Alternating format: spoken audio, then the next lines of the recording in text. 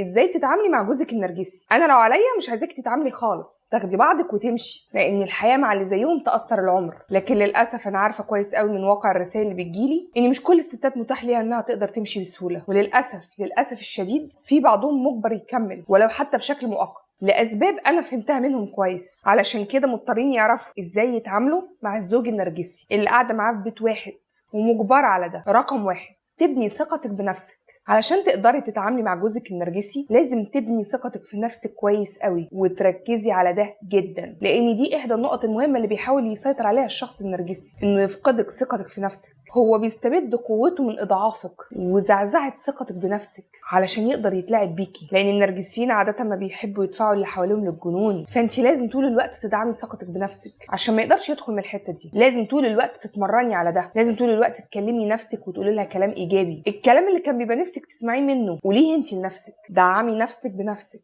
فكري نفسك طول الوقت بالحاجات الكويسه فيكي عشان لما يجي يضربك من نقطه الثقه دي ما تتهزيش وتفضلي واثقه في نفسك. رقم 2، ابني لنفسك نظام دعم. لما تعيشي مع زوج نرجسي لازم يكون عندك نظام دعم نفسي، وده بيتلخص في المقربين ليكي من عيلتك واصدقائك. لازم يكون في اشخاص حواليكي عارفين اللي بتمر بيه، مش شرط كلهم، بس لازم يكون فيهم 1 أو 2 يعرفوا انت بتمر بايه عشان يقدروا يدعموكي في الوقت اللي انت محتاجه فيه دعم، في الوقت اللي انت مش قادره تدعمي فيه نفسك، مش قادره تواجهي، هم يقدروا يساعدوكي. اخلقي دايما محيط فيه ناس بتهتم بيكي وانت بتحبيهم وبتثقي فيهم، عشان ما ينفعش تعيشي في دوائر صغيره وانت عندك زوج نرجسي ويكون هو الملاذ الاخير ليكي. لازم تدخلي في دوائر اكبر، اكثر امانا، اكثر ثقه، سواء في محيط العيله، الاصدقاء، الشغل، عشان ده بيقلل من الضغوط النفسيه عليكي. رقم 3، حطي حدود. جوزك النرجسي هيميل دايما ان هو يكسر الحدود ويتخطاها بشكل عنيف، ياخد من مساحتك، من حريتك، من حياتك. عشان كده لازم تحطي حدود، لازم يبقى عارف ان في حدود معينه مش لازم يتخطاها، وانه لو تخطاها انت هتاخدي موقف. لان خلي بالك الشخص النرجسي دايما بيميل انه يتخطى الحدود، هوايه بالنسبه له انه يتخطى حدود اللي حواليه عشان يشعرهم بعدم الامان. عشان كده لازم تحفظي الحدود دي، لان الحد اللي هيعرف يتخطى فيه هيوصل فيه لابعد مدى. لو مد ايده عليكي مره هيمدها الثانيه والثالثه والرابعه، لو شتمك مره وسكتي هيشتمك تاني والمره الثالثه هيبقى قدام الناس. عشان كده لازم تحطي حدود مهما كان ده صعب. رقم 4، دربي نفسك على الهدوء. لما بيبقى عندك زوج نرجسي بيبقى صعب تتحكمي في اعصابك، لانك بتبقي عايشه مع شخصيه مستفزه باقتدار، بيميل دايما ان هو يضايق اللي قدامه ويستفزه، فمش هينفع مع كل حاجه هو يعملها تتعصبي وتتضايقي وتتنرفزي وتاكلي في روحك، لان ده في الاخر هيعود عليكي انت وعلى صحتك ونفسيتك. فلازم تتعلمي تهدي نفسك.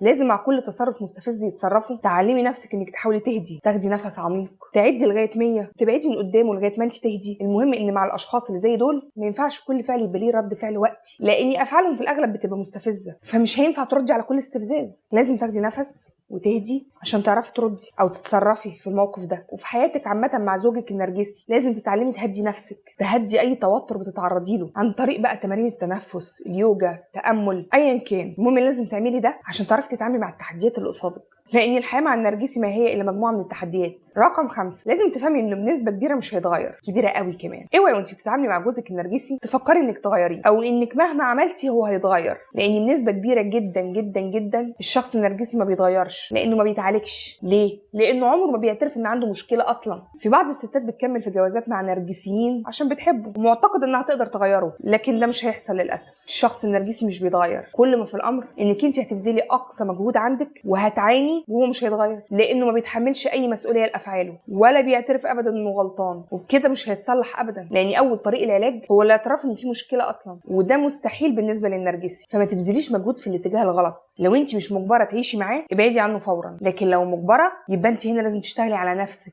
مش عليه عشان تعرفي تتعاملي معاه، مش تغيريه، لانه مش هيتغير. رقم 6، لازم تعرفي وتسلمي بين النرجسي مش بيعتذر. من اصعب الحاجات اللي بشوفها لما الاقي ست بتشتكي ان جوزها النرجسي هيجننها ورافض دايما انه يعتذر عن تصرفاته وافعاله السيئه في اي موقف يغلط فيه. حبيبتي النرجسيين مش بيعترفوا اصلا بغلطهم، يبقى هيعتذروا ازاي؟ حتى لو عارف من جوه انه غلطان مش هيعتذر. فما تبذليش مجهود كبير وتضيعي طاقه على الفاضي في انك تحاولي تخليه يعتذر، لان ده عامل زي اللي بيحفر في البحر بالظبط. انت كده مش واقعيه، عمرك ما هتسمعي كلمه انا اسف. انت اخرك يجيب لك شوكولاته وهو راجع من الشغل. دي طريقتهم في الاعتذار بافعال غير مباشره، يعزمك على العشاء، يجيب لك هديه، يسيبك تروحي مشوار انت عايزاه. دي طريقتهم الوحيده في الاعتذار. ولو سالتيه هو ده اعتذار يقول لك لا، هو انا هعتذر عن ايه اصلا؟ انا مش غلطان. فكلمه انا اسف دي تنسيها عشان ما تضيعيش وقتك على الفاضي في انتظار. رقم 7، ما تطلعيش على المسرح. الزوج النرجسي بيعشق يعمل مشاكل مع مراته قدام الناس، يحرجك ويهينك، سواء انتوا بقى في الشارع، في المواصلات، قصاد عيلتك. لازم يعمل مشكله تصغر منك قدام الناس. عنده حب رهيب لاختلاق المشاكل والتقليل من اللي قصاده قدام الناس. يزعقلك في الشارع، يسيبك ويمشي في مكان عام، يقولك كلمه وحشه من تحت لتحت قصاد اهلك. هو بس يلقط منك الحبل، يسمع منك كلمه او حاجه يعرف يعلق عليها بشكل جارح. عشان كده اعرفي ايه الحاجات اللي بتحفزه انه يعمل كده ويمارس ده عليكي قدام الناس، وخلي بالك منها. ما تدلوش الفرصه انه يطلعك على المسرح قدام الناس. رقم 8، اعرفي امتى انت محتاجه المساعده. في بعض الاوقات وانت بتتعاملي مع الزوج النرجسي وبتحاولي تهندلي امورك كويس، تعملي كل حاجه في الدنيا عشان ما يحصلش مشاكل ما بينك وما بينه، يجيلك وقت بتتعبي وبتحسي ان انت محتاجه مساعده. عشان كده لازم تعرفي الوقت ده كويس قوي، وتعرفي امتى انت محتاجه مساعده وتطلبيها من الاخرين عادي، من دوائرك المقربه، عيلتك، اصدقائك،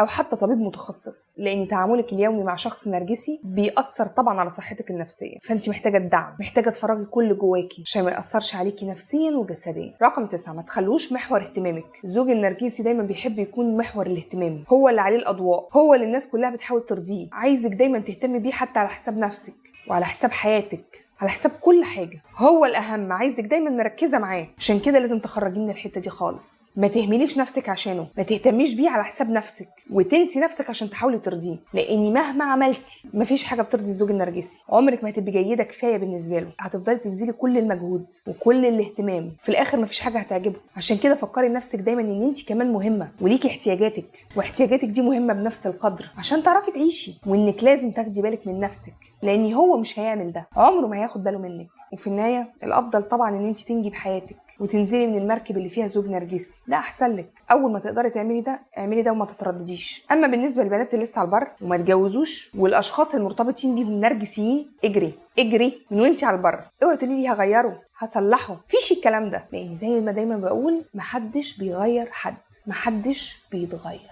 وفي النهايه تنويه اخير لمتابعاتي البنات والسيدات، مستنياكم على الصفحه الثانيه في فلوج نطبخ ونعمل ميك اب مع بعض وحاجات تاني كتير، وهحط لكم اللينك بتاعها في اول كومنت. وما تنسوش تتفرجوا على فيديو 14 جمله بيقولها الحبيب النرجسي ومواصفات الشخص النرجسي. وكانت معكم فيبي انور السيناريستايه، ويومكم سعيد.